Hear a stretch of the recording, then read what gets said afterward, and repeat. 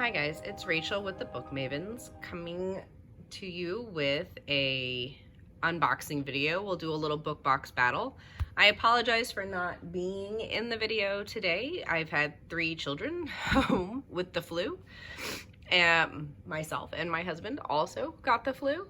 So I am not looking what I would say camera ready at this point. So anyway, but I didn't want to delay the video because I didn't want you guys to be able to see these. And these boxes were delayed for the month of October. It's November as I'm filming this, but I wanted you to be able to see what we got. So let's start with Fairyloot. This one is the one that came in first. They are unboxed. I didn't really have a chance to look at the items really that closely, but my 2-year-old loves to open boxes, so he opens them for me. So we're going to start off with Fairyloot. This is October's box. This is the YA box. So let's see. So we've got a pair of socks in here. So these are kind of a taller socks. These are good for like boots. They're not quite as tall for boot socks, but for your taller shoes, they cover your ankles, is all I'm trying to say. And I think this is, let's see, Raven socks. Is this from the Raven Boys? I'll have to double check. Let's see what they look like, because I'm always using socks. I'm not going to set these aside. So here we go. So we can see them. They're cute. They have little black feathers on them. Very nice. They're very, oh look, oh, this side has birds on it. All right, so we get an actual raven. That's cool. I like these. Are a good color for fall. Not too spooky, so they're not just Halloween. You can certainly wear these all fall. Very nice. All right, can't go wrong with a nice pair of socks. All right, so this is a 2-book month. So this is our paperback book. Oh goodness, got wormies everywhere. All right, Princess of Souls by Alexandra Christo. It's got a sprayed edge on it. She looks a little dirty. I always say that about Fairyloot stuff. Like, it just sits in a warehouse for a long time and is dirty. So let's see what this says. All right, so there are many who believe they can cheat death. When they fail, I take their souls. Every single one. All right, so Celestra is heir to a powerful magic, locked away in a tower by a cruel king. Her destiny is to foretell death and harvest doomed souls to feed his immortality. Knox is a soldier who has spent years plotting vengeance on the crown. Now he's determined to steal the king's immortality and kill the entirety of his court. There we go, sorry. Starting with Celestra. But when Celestra and Knox's futures become entwined and death seeks both their souls, they're forced to put their trust in each other. Can they work together to escape their dark fate? All right, cool. Oh. A brand new adventure in the breathtaking fantasy world of TikTok sensation To Kill a Kingdom. Oh. Huh. I read that book. I liked that book. It was kind of a Little Mermaid, Dark Little Mermaid retelling. So I'm excited about that. I liked her writing style. All right, now I feel much better about this. Yay. That's what happens when you read the back of the book. All right. So we got another one of these little, I guess you can put books in them. I've seen people store like paperbacks in them. Let me see if I can get it straightened out one-handed. I know this one is from the Ballad of Never After, Once Upon a Broken Heart. It's the same quote on both sides. So this one says, heroes don't get happy endings, they give them to other people. That's dark. But it's got all the cute little things on it. Oh, from the hidden covers, the fox and the potion bottle. Oh, that's cute. I like that. Some hidden stuff going on in there. All right, I do like these baskets. I actually use them to hold all my bookish items when I'm not currently using them. You can see, I'm just sitting around, ignore the pile of laundry, but you can see my one over there that's sitting there. I use it to hold all my bookish stuff. All right. So once again, I apologize for the very messy room. I'm also doing laundry. This is what I do when I'm home and not at work. All right, so that's cute. Cute little basket. All right, now let's see. We're gonna save the main book for last. Set that over there. And we got a print. So this is from Howl's Moving Castle. It is a foil print. If you can pick up the foil, all that silver. And it's a soft touch laminate, which is always nice. Okay, so it's dirty. So here's the deal. So Fairyloot is cutting back on an item. I think Fairyloot and Illumicrate are doing that. Maybe it's just Fairyloot, to save, because everything, you know, cost for everything is going up. But people were very upset about this being considered an item because it's just an art print. I guess with the foiling, it's kind of an upgrade. My thing that I don't like what they did with this is, I think it's a beautiful print. I think the art's really nice. It's that they should have put it in a sleeve. You just throw things in here, and if this is an item, they just get a little banged up.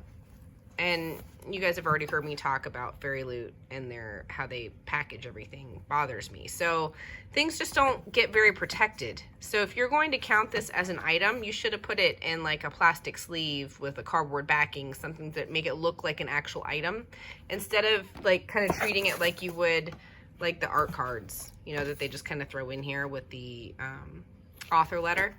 You know, which is nice. These art cards are cute and everything, but if this is supposed to be considered like its own item, let's not just throw it in there all willy-nilly. All right, so that's just my complaint. And then we've got our 2 tarot cards, the Judgment. Ooh, she's upside down. Sorry if I'm making you sick flipping this around. All right, I look good against this blanket. All right, Temperance and the Judgment. Who are they from? They look vaguely familiar. Let me see. Where's my cheat card? Oh, here's our bookmark. It's cool. All right. So we've got the author interview. They didn't give me any information about the items. Okay, well, that's fun. Wait, is there more? Okay, here we go. Here's our other art print. That's cool. Okay, spoiler card. So we got the canvas basket. So we know that's from Once Upon a Broken Heart. The Raven Cycle series, not Raven Boys. Raven Cycle series. Okay, sorry about that. I got interrupted by the little one. All right, so the socks. Raven Cycle, not Raven Boys. I always mix that up. Then the foiled art print, we talked about that. Howl's Moving Castle, very pretty. Princess of Souls is our book, our extra book. Tarot cards, here they are. Rowan and Citra, okay, from Ark of a Scythe. All right, there we go. So I thought they sounded familiar, or they looked familiar. There we go, now we know. All right, so let's take a look at the Fairyloot book. If I can shake her out of the bag. All right, so we have got One Dark Window by Rachel Gillig. It's pretty. So some gold foiling going on here. Let's take a look at it. I like the red against that background. It really pops. All right, so a beautifully dark fairy tale of blood, rage, and bitter choice that whisked me away to mist-wreathed woods, I can't read. Woods ripe with romance and menace. Ooh, that sounds fun. That sounds right at my window. I know they didn't change much about this cover. I think this is actually pretty close to what the UK cover looks like. So, I think there's a reverse jacket. All right, so let's take a look at her naked, and then we'll take a look at the reverse jacket. All right. Ooh, it's very dark. I got a lot of light going on in here, a lot of natural light. But there we go. Ooh, some creepy creature. I like it. I like it. And paper art, creepy creature. Like it, like it. This is giving me very Princess Bride vibes. I don't know. Man in Black. Plus she's wearing that red dress. She's showing a little bit more cleavage. But let me know if that gave you that vibe too. Let's see.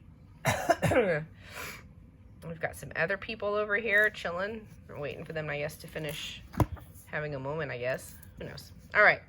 Is it signed by the author? I don't think this one was signed. Yeah, people had an issue about that. They didn't like that it wasn't signed. All right. Let's see it. And here is our reverse jacket. All right. Let's see. Sorry if I have some pauses in the video, I have to go and cough, and I don't want to do that for you all to listen to me do that. All right, so there we go. So there is our October Fairyloot, One Dark Window. So let's take a look at all the items really fast again before we look at Illumicrate. Just put her back in her jacket here.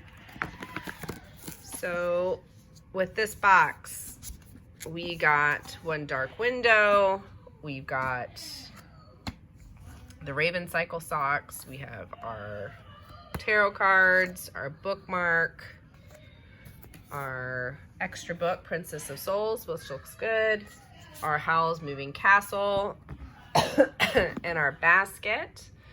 All right, so, and here's our art. So let me just kind of arrange it here so we can see it all together. All right, so there is our Fairyloot haul. What do we think? All right. Okay, so let's set all of this aside and take a look at Illumicrate and see what we see. Set all that to the side. All right, sock wrapper. All right, and here we go with Illumicrate. Okay, so let's see. So we've got our cheater card. We'll just set that aside here. So we've got a blanket from Strange the Dreamer. Let's take a look at the quality of this item. I'm always the blanket. I don't really ever know what to think of the blankets. They're always really small. Like I got a towel, you guys remember from the summer from Illumicrate. It was in a really weird shape. All right, so let's see. I don't know if I'm going to keep this. I'm hesitant to really unwrap it, but I will for you guys. Let's see.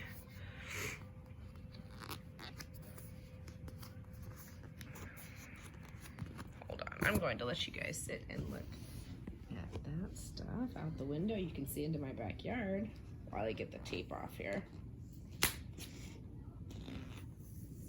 All right. Okay, let's see. Pretty colors. I like all of the blue with the gold. And the butterflies. Let's see. Oh, she's nice inside. I mean, it's just a one layer. It's not like a double layer blanket or whatever, but it looks like a lap blanket size. I don't think you would be able to, you know, like use it as like a, it's upside down, as a main blanket or anything, but it's a nice little, you know, lap blanket. I would qualify this as a lap blanket. So that's really pretty. So this is our central design.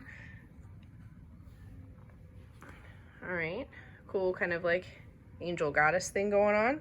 I do like all of the side details, all the butterflies and stuff. That's quite pretty. And the moon, very cute. Yeah, I'm a tall person. This blanket, like if I want to put my leg under it, like my toes right there. So, and it comes to not even my hip. So just to let you know about how long it is, I'm 5'9" and some change, and this wouldn't cover my legs. But it is really cute. It is very soft. You could just kind of wrap it around your shoulders, I guess. And, you know, it's nice. It's cute. It's just not what I would call like a full blanket, for sure. All right, let's see. It would also help for me not to turn off my phone while I'm recording. All right, so let's see. So we got a paper craft. All right, so this is done by Rosie Thorns, who I like a lot as an artist. And this is from Ninth House by Lee Bardugo. All right, so here's the thing about these crafts. So when you open it, you have kind of a cardstock picture. It has this picture, and then you have another thing that has, I'll just show you. And you attach these little pieces, and it gives you kind of like a more 3D effect with the art. So people in the community are not like super thrilled that they're looking, because they're not they have a contract with Rosy Thorns, like their mugs and stuff are made by Rosy Thorns. And I guess like it was going to cost too much to continue with the mugs. Like I think they do like a mug like every 3 months or so, and it was going to be too much. So then they wanted to do more of these paper craft things. Now the issue with the paper crafts, kind of like what I said when we got those funky stamps and they didn't include a stamp pad, is that if you're going to include arts and crafts items, you need to include everything you would need in order to be able to complete it. So like if you're looking at the alignment guide, that's all well and good, but then it shows here like what you need, that you need craft glue, that you would need like a shadow box or some kind of frame for it or whatever, scissors, craft tweezers, clear mounting tape, cotton swabs, like all of these things. Okay, like if you're going to include this, I get not having a frame, that's fine, but you should include the glue or this mounting tape, all right? So you can actually sit and take it out of the box and pop these things out and be able to do it. They should include that. It bothers me when they don't include everything. I don't want to get something out of a box like this that I have to go buy extra things in order to get it to work. All that means for me is that it's gonna sit in this little cellophane envelope and not get used, because I just won't do it, or I'll regift it, which is fine, but like I have no interest in having to go out and get more things. So these paper crafts are not a hit for me, I will just be honest. All right, so another item we got here are cable tidy sets, so it just kind of keeps your cords together. I'll probably give this to my husband. It's very neutral, it's not specific to any book, so like it says in the Ravenous Dark, okay, but all of these things are pretty neutral. So I'll probably give them to him because he keeps track of all of our electronic stuff. All right, so we got another teacup and saucer. They've been doing a lot of like kind of Greek mythology ones. Like I got a Nyx one. I forget whatever one I got, but anyway. All right, so this one is Hades and Persephone. So here's our cup. So there's Hades and Persephone. I actually like this one with the silver and the red. I just think it really pops, and I love Hades and Persephone. I love that story. So I'm not mad about this, but you guys have heard me talk about the size. These are not practical items. These are display items. There's just no way. This cup is, look at this, it's teeny tiny. Like be 2 gulps of tea and you'd be done. It wouldn't be worth it. All right, so here we have our little saucer. The saucer I think is even cuter than the cup. I love the silver. I love the pomegranate and the skull. I think that's really, really cool. So it's gonna sit right in there. And I will probably put it on a shelf with all my Hades and Persephone stories because I've got a few of them lying around. All right, or with my Lore Olympus or something like that. We'll see. All right, so let's see. So those are all of the items. So let's take a look at the book.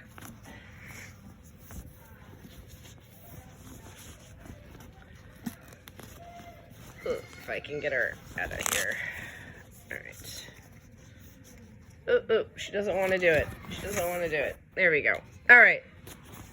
The Whispering Dark by Kelly Andrew. Those are creepy. Look at little skulls in the flowers. That's kind of cool. Ah, look at that. That bothers me. That bothers me. I wonder if they all look like that. It's just, clearly it just didn't, the foil didn't take the way it's supposed to. Just on this W. Now this stuff up here, that's all purposefully done, but this isn't. All right, so let's see. All right, ooh, look at those. So those are the winner right there. Look at those edges, gorgeous. Gorgeous. Really pretty end papers. She's signed, always a plus. All right, so let's see. Ooh, we have a fun, pretty flower here. And then we've got some cool character art going on here. I love her hair. Wish I could get mine to look like that. All right, let's see. What is this book even about? Delaney always talked to the dark, but now the dark talks back. She's tired of being seen as fragile just because she's deaf. Oh, I love it. Representation. So when she's accepted into a prestigious program at Godboll University that trains students to slip between parallel worlds, she's excited for the chance to prove herself. But her semester gets off to a rocky start when she has an awkward encounter with a pretentious upperclassman whom she has every intention of keeping her distance from. Colton Price has been ordered to keep far away from the new girl and the voices that call to her from the shadows, but the pull of her proves impossible to ignore, and he can't help but be fascinated by her unusual talents. All right. Oh, they're forced to form a tenuous alliance. So we have kind of another, this sounds kind of like a little bit of a bully enemies to lovers thing going on. So we'll have to see how that is. It sounds fun.